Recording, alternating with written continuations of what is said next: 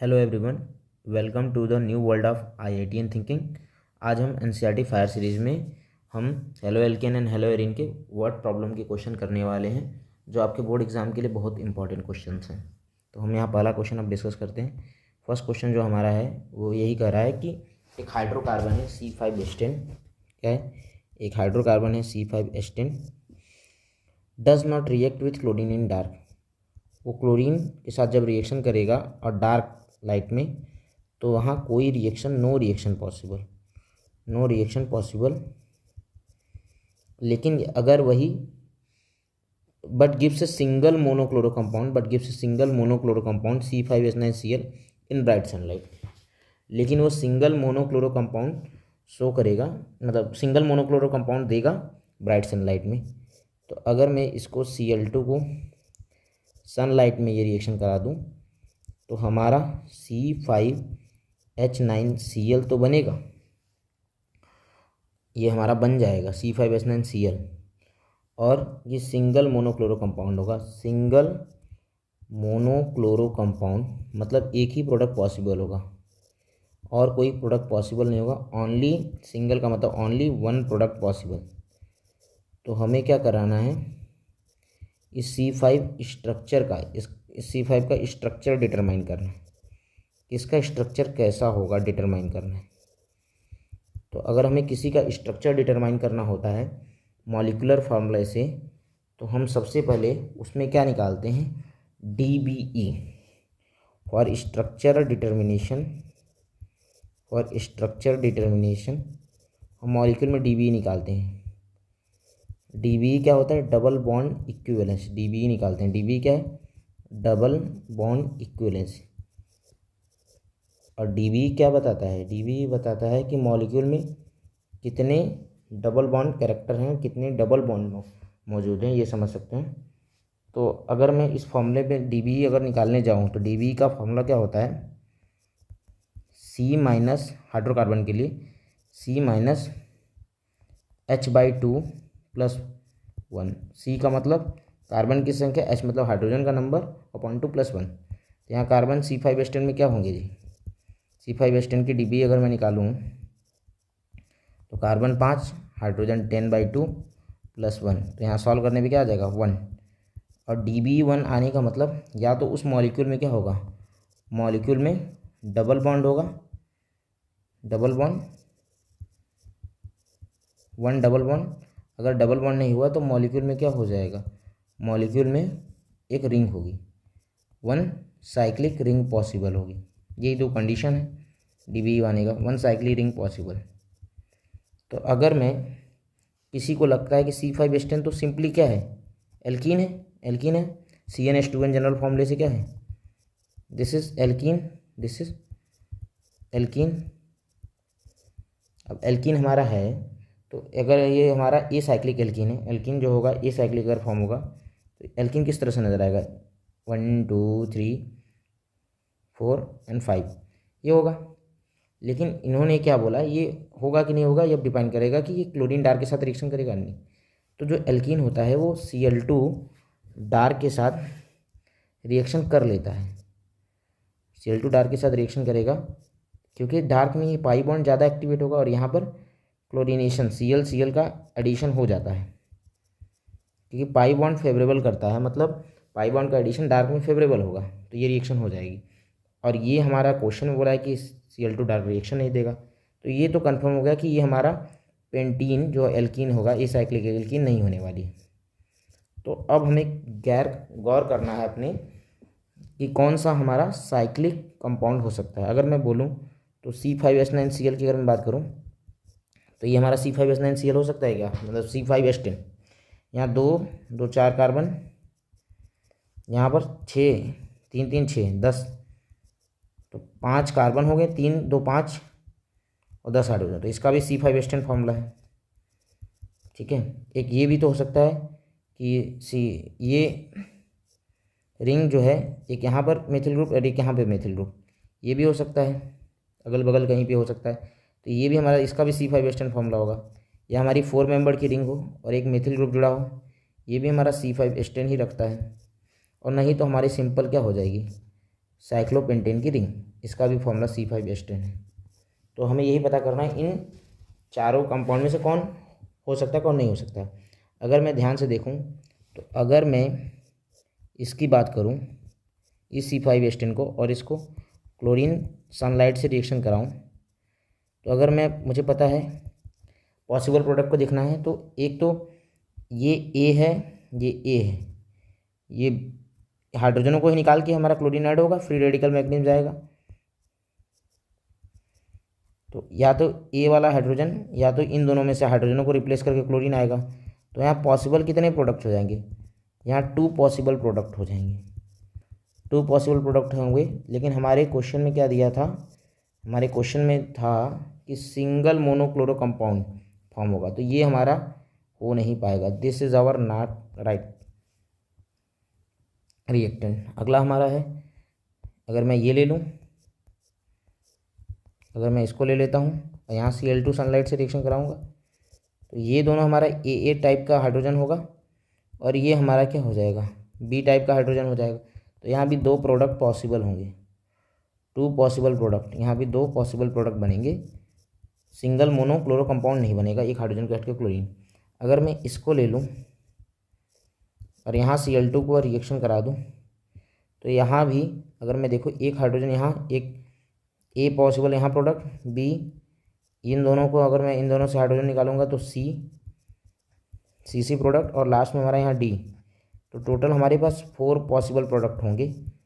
तो हमें तो केवल एक ही प्रोडक्ट चाहिए, सिंगल मोनोक्लोरो कंपाउंड चाहिए। तो यहाँ 4 मोनोक्लोरो कंपाउंड बनेगा। तो अब हमारे पास लास्ट ऑप्शन बच गया कि हम साइक्लोपेंटेन को देखें। तो यहाँ पर सारे कार्बन इक्विवेलेंट कार्बन है, सब CH2 ग्रुप है, सब 2 डिग्री कार्बन है। तो यहाँ Cl2 जोड़ेंगे तो कहीं भी जोड़ो क्लोरीन, कहीं भी जोड़ो, यहाँ जोड़ो, यहाँ जोड़ो, यहाँ जोड़ो, यहाँ जोड़ो, कहीं भी अगर हमारा क्लोरीन जुड़ेगा, कहीं भी क्लोरीन जुड़ेगा इनमें से किसी भी, सब सिमिलर 1-1 पोजीशन टाइप की तरह से ये सिमिलर होगा। तो यहाँ ही केवल 1 पॉसिबल प्रोडक्ट मिलेगा। तो हमारा आंसर क्या होगा, साइक्लोपेंटेन इज़ दैट हाइड्रोकार्बन। तो वो साइक्लोपेंटेन ही हाइड्रोकार्बन है जो हमारा क्या होगा, सनलाइट से रिएक्शन करके, सनलाइट क्लोरीन से रिएक्शन करके सिंगल मोनोक्लोरो कंपाउंड बनाएगा, सिंगल मोनोक्लोरो कंपाउंड का फॉर्मेशन करेगा, सिंगल मोनोक्लोरो कंपाउंड का फॉर्मेशन करेगा। आई होप आपको ये क्लियर हो गया होगा। नेक्स्ट हमारा क्वेश्चन ही वर्ड प्रॉब्लम का है। इसमें बोल रहा है कि primary alkyl halide having formula C4H9Br। तो एक एल्किल हैलाइड है जिसका फॉर्मूला C4H9Br है, और वो क्या है, प्राइमरी एल्किल हैलाइड है। क्या है, प्राइमरी एल्किल हैलाइड है। प्राइमरी एल्किल हैलाइड मतलब 1 degree halide. Primary alkyl halide का मतलब क्या हो जाएगा, 1 डिग्री हैलाइड। क्या है, 1 डिग्री हैलाइड्स। तो क्या पॉसिबल हैलाइड्स हो सकते हैं, अगर यहीं से बस अभी हम कंक्लूजन इससे निकाल लें तो एक तुम्हारा हो सकता है CH3 CH2Br, जिसको हम क्या बोलते हैं, N ब्यूटाइल ब्रोमाइड। क्या हो सकता है, N ब्यूटाइल ब्रोमाइड, जो हमारा E की बात कर रहे हैं, N ब्यूटाइल ब्रोमाइड हो सकता है। यहाँ पर हमारा क्या हो सकता है, isobutyl bromide, that is CH3 CH2Br। ये क्या हो सकता है, हमारा आइसोब्यूटाइल ब्रोमाइड, ये हो सकता है। अभी हमें ये नहीं पता क्या होगा, लेकिन इन दोनों में से ही कोई एक होगा। ठीक है, इतना स्टेप हुआ। फिर अगर मैं अगला स्टेप पढ़ूँ तो जैसे जैसे स्टेप पढ़ता जाऊँ उसको लिखते जाऊँ। अब ए जो है ये रिएक्ट किया जा रहा है किससे, एल्कोहलिक KOH।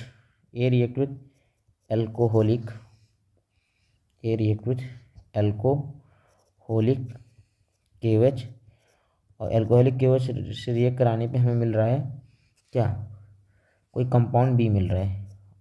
ठीक है, गिव कंपाउंड बी, और फिर कंपाउंड बी को क्या किया गया, रिएक्ट करा दिया गया HBr से, रिएक्ट करा दिया गया HBr से, और कंपाउंड सी मिल रहा है। और यहाँ एक चीज़ लिखा है, कंपाउंड सी क्या है, ए का आइसोमर है, तो इन्हीं दोनों में से होगा, और उसी का आइसोमर है। कंपाउंड सी क्या है, isomer of A. Compound C क्या है, आइसोमर ऑफ ए। फिर आगे क्या है, when A is reacted with, sodium metal, जब हम इसी ए को सोडियम मेटल से रिएक्ट कर रहे हैं तो हमें कंपाउंड डी मिल रहा है और उसका मॉलिक्यूलर फार्मूला क्या है C8H18। उसका मॉलिक्यूलर फार्मूला क्या है C8H18, which is different from the compound when an butyl bromide is reacted with sodium. अच्छा, इन्होंने बोला है कि अगर हम एन ब्यूटाइल ब्रोमाइड से जब सोडियम से रिएक्शन कराएंगे उससे ये हमारा कंपाउंड डिफरेंट होगा। C8H18 मतलब हमारा एन ब्यूटाइल ब्रोमाइड से सोडियम से कराएंगे तो हमें तो ये मिलेगा CH3 CH2 6 और CH3 मतलब नॉर्मल ऑक्टेन मिलेगा। तो एक चीज़ तो पता हो गया कि ए हमारा एन ब्यूटाइल ब्रोमाइड नहीं है, हमारा ए क्या होगा, ये हमारा कंफर्म हो गया कि ये हमारा क्या है आइसोब्यूटाइल ब्रोमाइड है। ये हमारा क्या है आइसोब्यूटाइल ब्रोमाइड है। तो अब हम आइसोब्यूटाइल ब्रोमाइड से रिएक्शन आगे प्रोसीड कराएंगे, तो हम कराते हैं रिएक्शन प्रोसीड कराते हैं। तो रिएक्शन हम प्रोसीड करा रहे हैं, किससे करा रहे हैं आइसोब्यूटाइल ब्रोमाइड से। तो हमारे पास क्या है आइसोब्यूटाइल ब्रोमाइड ए है CH3 CH CH3 CH2 Br। और इससे हम क्या करा रहे हैं पहला रिएक्शन इसको हम ए अब हमारा मिल चुका है इसका एल्कोहलिक KOH, इसका एल्कोहलिक KOH से हम रिएक्शन कराएंगे। अब एल्कोहलिक KOH क्या करेगा simple, this is alpha this is beta, इसी बीटा हाइड्रोजनों को लेगा निगेटिव OH माइनस आएगा, इस H को लेगा निगेटिव बनाएगा और निगेटिव ही मूव करके इसको Br को बाहर कर देगा। तो यहाँ हाइड्रोजन जा चुका है CH3 डबल बॉन्ड CH2, इसका मैं नाम लिखूँ तो ये हो जाएगा 1 2 3, इसका नाम हो जाएगा 2 मिथाइल प्रोपीन। क्या बन गया 2 मिथाइल प्रोपीन। अगर इसका मैं कॉमन नेम से बात करूँ तो इसका कॉमन नेम क्या हो मतलब आयुर्वेदिक नेम 1 2 3, तो इसका हो जाएगा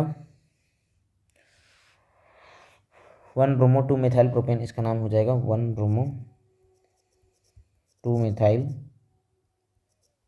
मिथाइल प्रोपेन।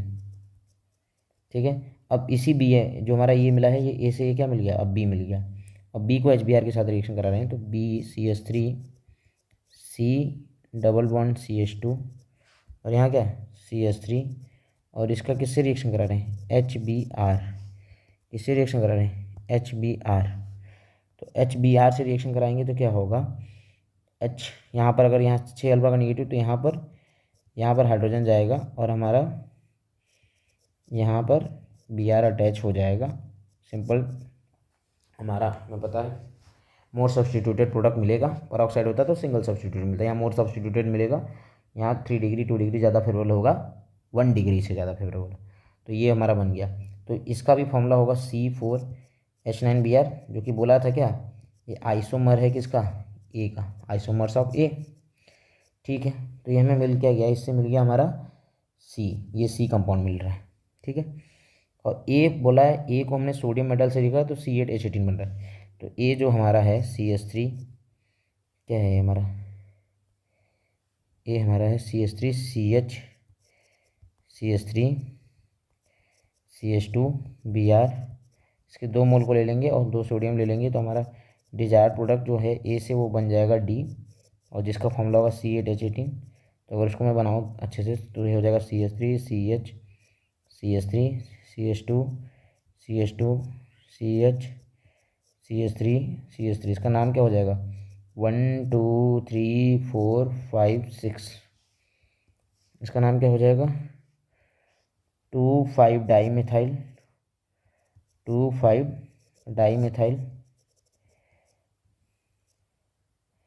हेक्सेन। क्या हो जाएगा 2,5 डाईमिथाइल हेक्सेन। तो अगर यहाँ से मैं कंक्लूसिव एविडेंस निकालूँ तो हमारा ABCD, ए तो हमारा सिंपल सा हो गया, ए हमारा हो गया आइसोब्यूटाइल ब्रोमाइड जो दिखने में इस तरह नज़र आता है CH3 CH2 Br, जो कि 1 डिग्री हमारा सिस्टम होता है 1 डिग्री हैलाइड। फिर अगर हम फिर बात करें बी की तो बी हमारा क्या होगा, बी हमारा होगा 2 मिथाइल प्रोपीन, बी इज़ हमारा 2 मिथाइल प्रोपीन जो कि इस तरह नज़र आएगा CH3 double bond CH2, this is our B. Next हमारा सी की अगर मैं बात करूं तो सी हमारा क्या होगा, CH3 double bond CH2 2 methyl propane. सी हमारा है ये, सी हमारा है, इसका नाम लिखूँ 1 2 3, तो इसका नाम हो जाएगा 2 bromo 2 methyl 2 bromo 2 methyl propane. ये हमारा क्या हो जाएगा सी, तो ये हो जाएगा CH3 CH3 CH3 Br। और डी हमारा क्या हो जाएगा, डी हमारा हो जाएगा ABC। और लास्ट हमारा क्या हो जाएगा डी, हो जाएगा 2,5 डाईमेथाइल हेक्सेन। 2,5 हमारा डी क्या हो जाएगा 2,5 डाईमेथाइल हेक्सेन, डाईमेथाइल हेक्सेन हो जाएगा। उसका भी हम एक स्ट्रक्चर बना सकते हैं, CH3 CH3 CH2 CH2 CH3 CH3। तो ये हमारा वाट प्रॉब्लम के क्वेश्चन सॉल्व हो गए होंगे। तो हम लोगों ने इस हेलो एल्केन चैप्टर को कॉन्सेप्ट को ख़त्म कर लिया है। अब हम नेक्स्ट चैप्टर जो सीरीज़ NCERT का होगा वो हमारा अल्कोहल फिनॉल एंड ईथर होगा। तो उम्मीद करते हैं हेलो एल्केन की सीरीज आपको पसंद आई होगी। तो हम इससे अपने 6 मार्क्स बोर्ड एग्ज़ाम की क्लियर कंप्लीट कर सकते हैं, जो कि हमारे बोर्ड एग्ज़ाम में 6 मार्क्स की हेलो एल्केन और हेलो एरीन आते हैं। Okay, thank you.